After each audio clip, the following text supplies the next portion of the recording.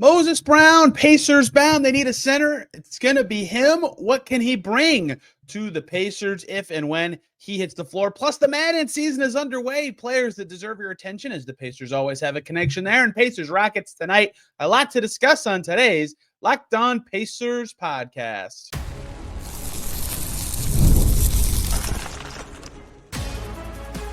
You are Locked On Pacers, your daily Indiana Pacers podcast. Part of the Locked On Podcast Network, your team every day.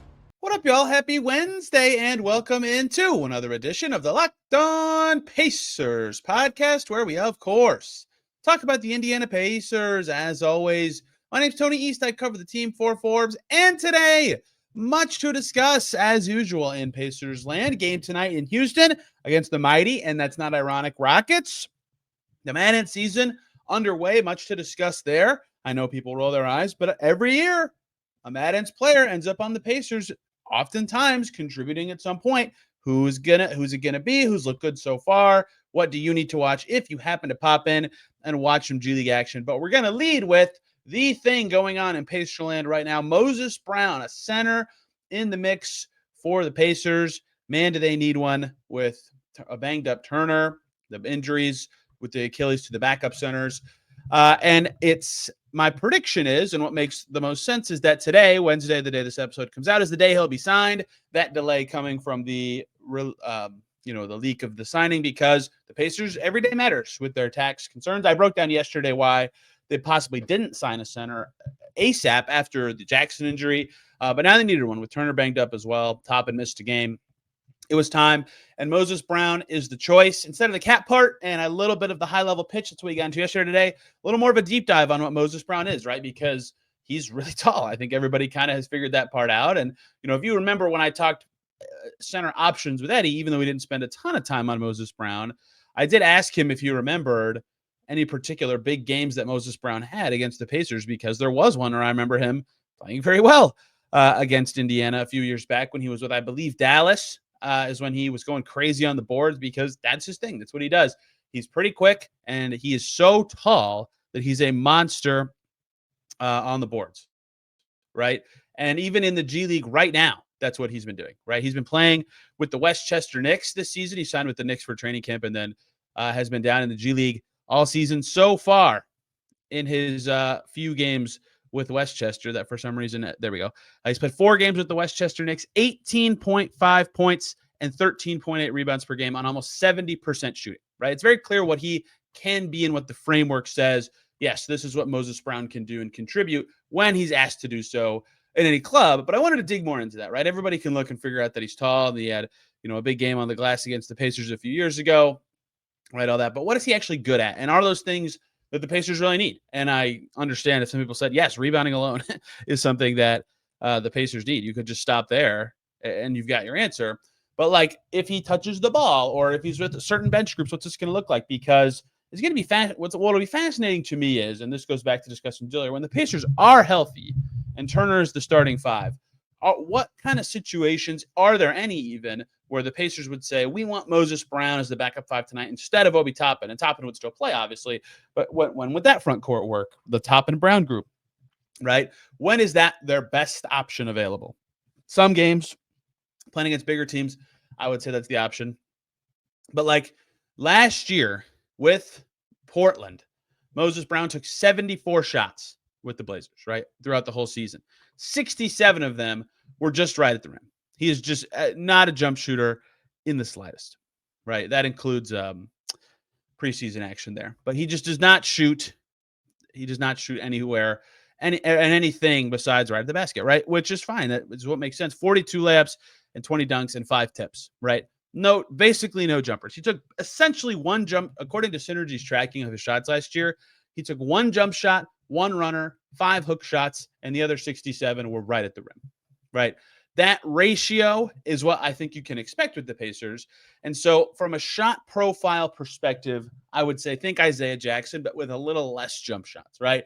And that's fine. That has worked for the Pacers. They've seen that before. Jackson's much more athletic than Brown, but Brown does have that speed, does have that height to make up for it. So keep that in mind, that the Pacers and the way they play and the way they like to spread out and be random, that is going to be important. Is Can he do anything away from the rim? Or are they going to be very limited in the games that can play him because he'll be so much 10 feet and in that he's screen dive bucket or put back bucket? But that's the other thing that is meaningful is if you look at the play type data, putbacks he's quite good at and quite efficient at, right? Last year with Portland, 34% of his possessions that finished with him doing something, shot, pass, whatever, were putback attempts, 36 of possessions, right? In terms of ranking of a percentage of a player's plays, it's the 99th percentile. So a lot of his plays were offensive rebounds or putbacks, and that's great. The Pacers could really use that. Now, his actual finishing on those plays was not particularly good, shooting 40%, but getting that many opportunities is something the Pacers could need. And if you're already at a point where you're playing your fourth center, like extra possessions or even junk buckets are going to really matter, right? So if he can mix it up down there and get second chance points for this Pacers team, given their current limitations, that's a good idea, right? That's a good pitch to have from a giant human being. So the thing he did the most often, he was not very efficient at last year, but he did it a lot. And I think that is going to be very interesting is what does that look like with the Pacers? Can he continue to have that be the case? Because in past stops, it's looked, a little different with different teams. His stats have looked different, but, putbacks have been his thing for a long time, right? With whatever team you want to pick on that he's been with. You go back to his Clippers days when he had good games against the Pacers, 36.7% of his plays were putbacks, right? Like it's just, that's the experience of Moses Brown. And so that's the thing you can expect the most. It was now last year, he also 26.4% of his plays with the Blazers were as the rollman in the pick and roll. Those were okay. 1.14 points per possession on those plays, 14 for 23 from the field in those moments. The Pacers will take that, right? And I think his size is the biggest threat there, is that if he gets ahead of steam with his size, one dribble, he'll score. No dribbles, he'll score. He can just get the ball up above other players and finish around the basket. That's something that's going to be, I think, very important to his success with the Pacers, is if you look at those two specific play types, the specific shots he's taking from those play types is really going to be his finishing right at the basket, right at the rim. Because if he's just an okay finisher, right, throughout his career, it's gotten a lot better, right? With Portland last year, though, 65.6% from 0 to 3 feet. That was his second best ever. He was a little better the year before with the Clippers, which I think was his most effective season if you look at him statistically. But throughout his career, he's kind of bounced around in the mid to low 60% from 0 to 3 feet. And that's pretty good. But like given the shots he's going to be taking, I think you'd like it to be better as the Pacers for sure. Their current team has some better finishers than mid 60% from at the basket. So to me, the effectiveness of Moses Brown is going to be that, because that's where most of his shots and his effectiveness from a play type perspective are going to come, is right at the rim, whether he's rolling, whether he's scooping up someone else's miss, whatever that's going to be, that's going to be important. For reference on that shooting percentage from 0 to 3 feet, 11 players on the Pacers are shooting 68% or better from 0 to 3 feet than Moses Brown's averages are, and better than Moses Brown did last year. The only guys below that are, ironically, Isaiah Jackson, and then Ben Shepherd, Jarris Walker, and Enrique Freeman. Everybody else doing better than that. So he's got to finish plays at the basket, because that's where he's going to be when he's on the floor. Okay cutter, not a great finisher on cuts, but does it a lot. That's what, again, these are the things. If he's more than 10 feet from the rim, he's not going to be guarded. So he's got to find a way to use his height and speed and rebounding to his advantage. And he's done that before with other stops, but that's going to be a big part of what he does. The defensive end, similarly, he'll always basically be guarding ball handlers and fives. Last year was in the 27th percentile defending pick and rolls. They'll need him to be a little better there because he might get targeted quite a bit. That's really all he defended. Some spots, but he's going to be guarding fives all the time. Like finishing, I think how he defends pick and rolls is going to be very important, especially if it's him and McConnell. I think McConnell's not a good defender, but that size difference is really hard to switch in a lot of situations if they get paired together. And so if he's just going to be up on screens and having to recover, yes, he's tall, yes, he's kind of quick, but has not been a notoriously good defender throughout his career. Moses Brown hasn't. So to me, what this will come down to is the matchups where he can be used are not very long. It's not like a massive list, right? But he does have very obvious benefits to a Pacers team that stinks at rebounding, right? And that is the exact sales pitch that he could have to this team as he comes in. The Pacers currently sit 26th in rebound percentage. An offensive rebound rate, the one that he can provide more of, certainly, they're 26th in that as well. right? They really need someone to come in and do that. They're 21st in defensive rebounding. That's his thing. He's going to come in. He's going to be tall. He's going to get the boards. Can he do that for the Pacers? And at what level does it become, oh, this guy needs to play every single day? They need a center who can scoop up boards and get them possessions and keep their bench rolling, because maybe topping at the 4 with that is better than what they've been doing. But if it's not, or it changes the rotation of Siakam's minutes or Jarris Walker's minutes in a way that doesn't benefit the team, it's not worth it, right? So he has to be worth the trade-off to play. And I think rebounding something the Pacers need enough that they need to figure out how much that is, right? So the key things to me will be, can he hold up defending pick and rolls? If those don't go well, if he just gets burned too much there, yes, the Pacers defense is kind of crummy already. This won't work out the way they hope. And if you can't finish around the basket well enough, right, just dunk it, man, if you can, and which he did a lot last year. If you can't finish well enough around the basket, that will be a detriment as well, because that's where a lot of his shots are going to come. But the deeper dive shows that the exact things the stats say he does, the exact things he's done to kill the Pacers before, is what his career's been built on. He's taller than everybody. He's got enough speed to get to spots on the floor, and defenses have to pay attention to him because of that. But it's going to be a lot of putbacks. It's going to be a lot of screens. It's going to be a lot of stuff in the paint. And if he can hold up on defense and finish, this could work out. And the Pacers really need a 5. So see if he plays tonight in Houston. We'll talk about it tomorrow if he does, if it's worth, I guess, a full segment. If not, we'll throw it in. Looking forward to it, though. Always looking forward to seeing new players enter a system and see how they look, what we can learn from what that means for the Pacers. Speaking of new players, the Mad Ants. Lots of guys that you do know. Jahlil Okafor, Tristan Newton, suiting up down there. Steph Hicks for you diehards. Lots of guys you don't know playing well for the Mad Ants. Who should you keep an eye on if the Pacers do or do not make a move this season, and what else matters for the Mad Ants? We'll get to that next year on Locked On Pacers. Before we do that, though, we need to talk about the great people over at FanDuel. Get ready to tackle the NFL and NBA action with FanDuel. They are America's #1 sportsbook, because right now, new customers can bet $5 and get $150 in bonus bets if you win. That is on the FanDuel Sportsbook app, and they give you everything you need to place live bets on the NFL and NBA all in one place. Picture this. You get the hunch in the middle of a game. You think you know what's coming. You know it. You can check out the latest stats from the action, and you can view live play-by-play and so much more. So you can be as informed as possible and see the timing going on, and that all is on the same place where you place your bets, so you can act on your hunches and be informed at the same time. Just visit FanDuel.com to join today. You'll get started with $150 in bonus bets if you win your first $5 bet. That's FanDuel.com. Never waste a hunch and make every moment more with FanDuel, an official sportsbook partner of the NFL. We are back here on Locked On Pacers. Thanks for making us your first listen today and every single day, your second listen. Locked On Rockets, Jackson Gatlin will have more on the team we'll talk about in the third segment here today. Spunky, talented, good. I predicted they'd be better than people thought this year. I did not think they'd be even close to this good. Even close. They've looked very good to start this season. Credit to that team and the way they've been playing. Let's talk about the Mad Ants for a little bit, and the stuff that does and does not matter from that G League team. The preface I give every year, and every year it proves to be right, because it turns out guys who know your system and are in your building all the time can be pretty valuable. Some people don't watch the G League. I get that. It's a tough time commitment to add in. But I will say this. Every year, basically every year I've covered the team, a Mad Ants player has gotten to the Pacers at some point during the season, or at least a G League player has made their way up to the NBA. Kendall Brown last year, kind of, although he was a two-way, and now Quentin Jackson has made that ascent as well. Edmund Sumner made that through that path. Alex Poitras, straight up G League without the two-way. You can talk about O'Shea Brissett. You can talk about Steph Hicks on a 10-day.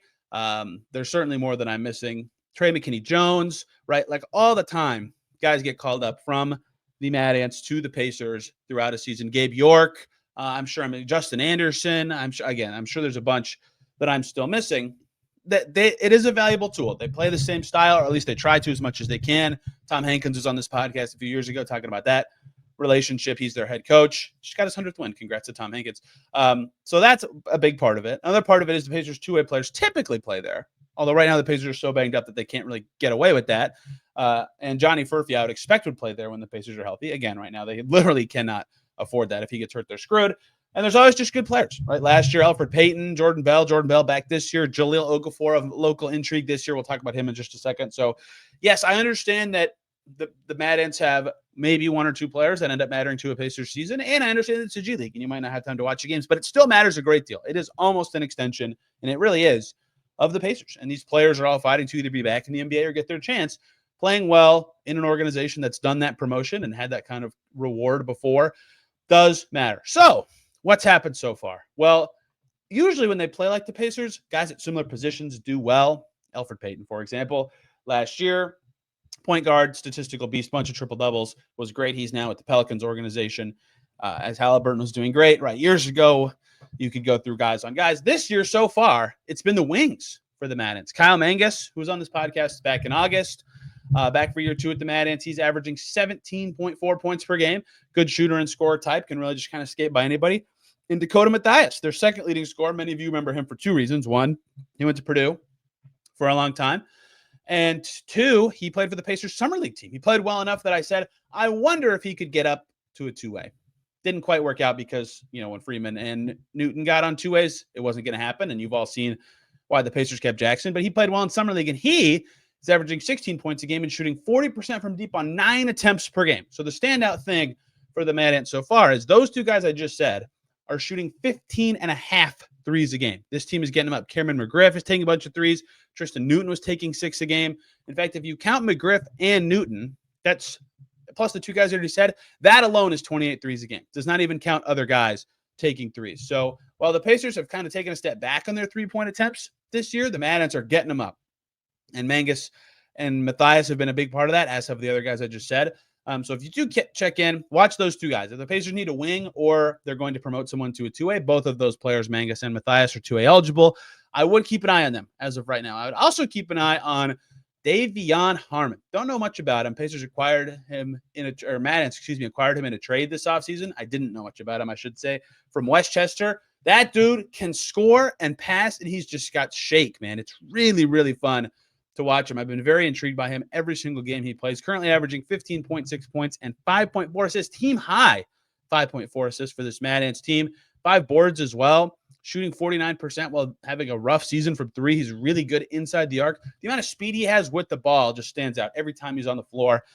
He's a guy to keep an eye on in that Gabe York vein. Like if you can be that point guard who can handle, distribute, and score, there's clearly something you can do in the NBA, right? And he's been very interesting in that way. The two-way guys normally get enough burn early in the year that I can tell you about what they're doing or what looks different. Last year, Jarris Walker and Ben Shepherd were playing early in the season for the Mad Ants. This year so far, only Tristan Newton has played down there. Similar to last year with Isaiah Wong. Last year with Wong, a big focus with the Mad Ants was having him adjust from kind of combo guardy, two guard at Miami to really being a point guard in the NBA. Tristan Newton is kind of the same thing. I think he had slightly more playmaking responsibilities at UConn than Wong did at Miami, but Tristan Newton being asked to be much more solo point guard when he's out there. He's currently averaging 15.5 points, 5.8 rebounds, and 3.8 assists per game. I love that do-it-all guard type when it clicks and hits, but I think for him, the game read, the distribution is going to be a thing for him all season. Threes have been falling, though, 37.5% on 6 attempts per game. If that can keep up and he can pass just a little bit, that's going to be something to keep an eye on. He did just make his debut for the Pacers this week in Toronto. They need him up right now. They need all the bodies up. But he's the only guy that there's been anyone to watch. I think that kind of positional transition will be important for him. Other names to know, Steph Hicks, who got a 10-day with the Pacers, I believe in 2019, is back once again and playing. Jordan Bell is with the team again. He came back from last year. Sounds like there was mutual interest in that reunion happening because he wasn't with the team to start. But he got a left knee injury in the home opener in the first quarter, and his season's over. That just sucks. Like, it just is horrible when that kind of stuff happens. I mean, for an organization that needed centers, a good opportunity for him to get out and run. But unfortunately, nothing there. Josiah Jordan-James played in Summer League for the Pacers. He's played in all 5 games to Mad Ants so far. Kisei Tominaga's only played twice. The guy that everybody's been very interested in is Jahlil Okafor, which I have found to be an extremely fascinating thing of fan interest, right? Because I know everybody knows who he is because he was drafted 3rd overall, but he's been out in the NBA for 5 years now. And even when interviewing him, it's very interesting. The Tony East YouTube channel, you can watch that interview. The game changed a lot, like right after he got drafted, and he scored a lot and was like a decent, stats guy as a rookie in the NBA. But, his game is not really something that happens in the NBA these days, right? The post-up kind of interior type. He's had to kind of work on expanding his game from that. He was in the preseason in 2021-22 with the Hawks. His last games came with the Pistons in 2020-21, and he had an Achilles tear in the middle, which is just brutal. He also talked about his recovery timeline as a center dealing with an Achilles injury in our interview. Very relevant to the Pacers. Either way, there's a lot going on here. As he said, it took him a long time to recover from the Achilles thing, and his game is not really what the NBA is now, and he's kind of trying to change what he is. All right, his very first basket with the Mad Ants, he caught the ball like 20 feet from the rim and took 2 dribbles and backed the guy down and hit a reverse layup. And it's like, oh, that's great. But his defense is still, he's thinner, so he's faster than he used to be, but still a little on the slower side. I think that his injury is a little bit of a thing there. So he's better on offense. He's got some range. I saw him take a 3 with my own eyes in the first home game. But he's just got to be a lot more mobile on defense, right? I think that would be the thing that could allow him to be NBA quality again, is defense, getting better at rotations under the rim, stepping out onto guys if he switched. Very first quarter, if you can find the Mad Ants home opener, full game video. It's on YouTube. I think that game was streamed on YouTube. He has, he doesn't step up on a driver, like 8:45 to go in the first quarter. The guy just gets right to the rim, easy basket. But then 2 post-ups in a row, follow it right away, and he scores on both, right? Like, that's the perfect kind of summation of what he is and can be. So he's got work to do to be NBA quality, but his stats are great. I mean, big men who are very coordinated and know what their job is in the G League look really good. 15.8 points and 6.2 rebounds per game, shooting 66.7% from the field. Just keep an eye on him, right? If Moses Brown doesn't go well and Jahlil Okafor shows some improvement on defense, maybe. I still think the Pacers would turn to vets or trades before that, but for a guy trying to make it back, they kind of stumbled into him with the way they acquired him. He got drafted in the expansion draft to Phoenix, and then the Mad Ants traded David Stockton for him because David Stockton, I think, wanted to play for Phoenix. So lots of layers to this, but that is the Mad Ants as it stands. If you want to know the Jahlil Okafor thing, because everybody's been interested in that, he's got to defend better. Keep an eye on Matthias and Mangus as potential two-way guys on the wing because they can shoot and score at a good level. Davion Harmon deserves your attention as a scorer, and we'll keep talking about the two-way guys as they go. But Tristan Newton, fine start as he kind of moves from one position to the next. We'll do more Mad Ants stuff as needed here. Let's talk about the Houston Rockets, the Pacers' opponent tonight, who are very good, and I'm not kidding, and I'm going to tell you why in just a second. Before we talk some Houston Rockets, we got to talk about PrizePicks. PrizePicks, over 10 million members, billions of dollars in awarded winnings. The best way to get real money sports action, because PrizePicks has made daily fantasy sports accessible to all, where you just pick more or less on at least 2 players for a shot to an up to 100 times your cash. PrizePicks, the best place to get real money sports action with their 10 million users. So many ways that you can pay. Venmo for quick and easy deposits. And if you sign up today, you can get $50 instantly when you play $5. You don't even need to win to receive that $50 bonus. Think Steph Curry will get more than 4 3-pointers, or Anthony Edwards more than 27 points. Cook up your hot takes with your friends. Win real money this basketball season over on PrizePicks and with your crew. Run your game and have a great time on PrizePicks. Luka Doncic, more than 31.5 points. Anthony Davis, less than 11 rebounds. That's how it works. Very simple, very fun. Download the PrizePicks app today. Use the code LOCKEDONNBA to get $50 instantly after you play your first $5 lineup. Again, download that PrizePicks app and use the code LOCKEDONNBA to get $50 instantly after you play your first $5 lineup. PrizePicks. Run your game. Back here on Locked On Pacers, thanks for making us your first listen today and every single day. Your second listen's got to be Locked On NBA, where you can hear me and Wes Goldberg chop it up about all the Tuesday night action in the league, including Cavs-Celtics, the no longer undefeated Cavs. Great game. Highly anticipated Eastern Conference battle, which is hard to find this year. It was really fun. We'll break it all down on Locked On NBA, plus plenty more. There were lots of games last night that were pretty fun. The NBA Cup, I absolutely love it. Okay, let's close this out with a little moment for the Houston Rockets, the Pacers' opponent tonight. This was the second game of what I considered an easy part of the Pacers' schedule. They lost the first game, and the Rockets are not an easy opponent. So maybe not as easy as I thought. You might be rolling your eyes or not know how good the Rockets are. They have the 5th best net rating in the NBA, in the entire NBA. They're 10-5 with a plus 8.1 net rating. That's only behind OKC, Cleveland, Boston, and Golden State. They've been good, really good. Their defense has been carrying them. 3rd in the league in defensive rating this year, and their offense is good enough at 13th. So the Pacers, to win this one, have to score. I know that sounds really stupid and obvious, but if they can't score, this team is good enough on offense to just win, right? That's what they've done all season. And it's really been everybody who's been solid enough for the Rockets. Fred VanVleet has not been efficient, but his passing has been very strong. He gets a lot of steals. Jalen Green Also hasn't been efficient, but is a more refined scorer, I would say. Where they get a lot of their efficiency is Dylan Brooks shooting from three. Alperen Sengun, slow start, but has been heating up and is a beast on the glass and is a good passer. And they've gotten just contributions from lots of guys who are beasts in transition or can shoot. Reed Shepard shooting okay. And Thompson and Tyrese, they have a new nickname because they've been so terrorizing on the defensive end. They're both really good. Tony East thinks Tyrese should start, but I obviously don't cover the Rockets. And then they just get enough from other guys. Jock Landale, ex-Pacer Aaron Holiday every so often when they have to chip in. It's just a really good team. Their top 8, who have played every game except for Fred VanVleet missing once, has all pitched in, and they do something. They do very well. They have no one scoring 20 points a game, but they have 7 guys between, basically 11 and 19. That's a good way to win. What do they do well? They get to the basket. Second in the league in 2-point attempts, medium on the threes. They really like to get at you, and they are beasts on the glass.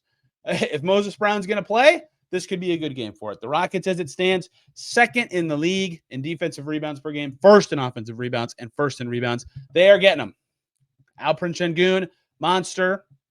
Obviously, Steven Adams, well known for his work on the glass throughout his career. Jock Landale's a good rebounder. And then Jabari Smith's chipping in. Amen Thompson, like everybody. They're a very good rebounding team. So they are going to dominate the possession game. And they do that in other ways, too. They have the 3rd lowest turnover rate in the league and the 2nd best offensive rebound rate in the league. You don't have to be that efficient with any of your shots. In fact, they're 28th in 3-point percentage and 23rd in 2-point percentage and still have a good offense because they get lots of chances to score. They do themselves a lot of favors in that way. To be 27th in effective field goal percentage and have an above average offensive rating says everything about the way that they play, right? They're not even that awesome getting to the foul line. Defensively, they're very good. They're second in opponent effective field goal percentage. They force an above average turnover rate. They get a lot of rebounds, and they don't foul that much. So all that together is a team that's winning those margins. They don't have to make a bunch of shots to beat you. They just are going to stop you from doing so. And they're going to clean up every mistake they make. So the way to win against a team like that, if there even is a very obvious one, is to break through one of those weaknesses, if there even are any. And to me, the key to this one for the Pacers is going to be shooting and taking care of the ball. That's way easier said than done because I bet every team that plays the Rockets thinks that way. It's very hard with the number of giant wings with size that they have. But if you shoot, you spread that team out, you give them more chances to make mistakes. The Pacers have not shot it well this year. They absolutely need to find ways to be connected on offense and score, and they cannot turn it over. The Rockets are awesome in transition, just sensational in that way. Their pace is really, really perfect for them. 12th in the league right now, but very thin margins between them and being like top 5. So if they get out and run, if they get stops, if they play their game, they're really good. They almost just they lost at the buzzer-ish on a Dame shot the other night. They're that close to being 11-4 because they are awesome at the possession game, awesome at the little things, and awesome at playing their way. And to not make them play their way, you got to spread them out. You got to make them mess up on defense with good shooting, without turning over the ball so they can't play in transition because that's where they're at their most efficient. On the other end, got to battle on the glass. They're going to, I almost guarantee, unless the Pacers shoot exceptionally well, so there's no rebounds to get, the Rockets will win the rebounding battle. Sengun's a beast, an absolute beast. Myles shooting particularly seems important if Sengun can be pulled from the basket ever so slightly. But either way, Sengun's a beast. He's going to get a bunch. Adams is going to get a bunch. Maybe Moses Brown plays and helps out in that area. But if they're going to lose the rebounding battle, they have to be more efficient by a lot per possession, and they can't turn it over. And to make that possession battle as close as possible, and that's a lot easier said than done. The Rockets are a good team for all those ways. There's a very good chance tomorrow we're saying, well, it was close, but Sengun was awesome on the glass, and the Pacers had 13 turnovers and they lost. But they just got to find a way. These are the kind of games they need to win. They could look back and say, man, it's so good that we beat Houston after losing to Toronto. That's it. This is an important game. So I think those are the two things offensively, low turnovers and shooting, that are going to be important. Defensively, obviously finishing possessions against a team that's missing a lot is going to be extremely important, right? That's also easier said than done. But I think slowing Jalen Green and not letting him just get into the lane a lot is going to be important. He's not shooting particularly well this year after a hot start. If he gets going, the Rockets then have a source of offense. That's their thing. So whoever's on him, Mathurin, Walker, if Shepard's available, Shepard.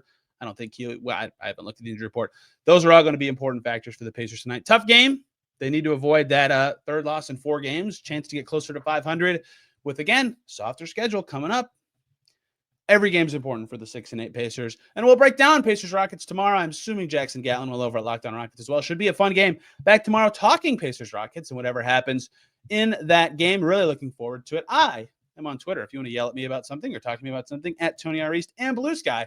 And the show is out on Twitter at Locked On Pacers. Thank you all a ton for listening today. Have a wonderful day. We will see you very soon.